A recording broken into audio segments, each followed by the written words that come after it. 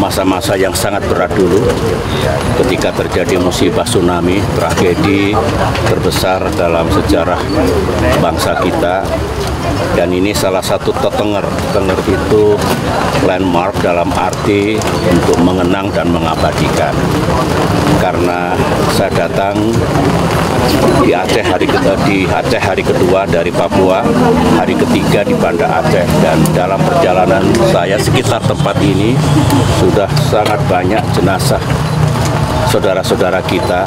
Dan saya masih ingat di tanah inilah saya turun dari kendaraan berdoa dipimpin oleh Menteri Agama waktu itu Pak Mahfud Basuni, sudah berpulang ke rahmatullah, didampingi istri tercinta yang juga menangis sambil berdoa, yang sekarang sudah berpulang ke rahmatullah. Artinya bukan hanya mengenang, tetapi kita semua, baik yang ada di Aceh maupun di Indonesia ini, menurut saya semua memiliki kewajiban moral.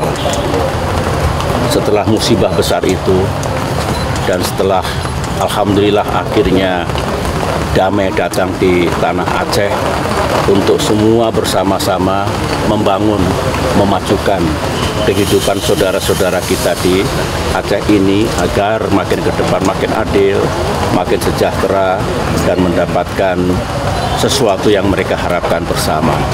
Saya melihatnya seperti itu, bahwa tentunya dalam perjalanannya, baik setelah tragedi tsunami, dengan segala upaya kita bangun kembali dulu, Aceh alhamdulillah damai, tapi masih ada tentu masalah-masalah yang harus diselesaikan dan ditangani dengan baik. Ini kewajiban baik pemerintah Aceh maupun pemerintah pusat, pemerintah Indonesia untuk bersama-sama ke depan memajukan tanah Aceh ini.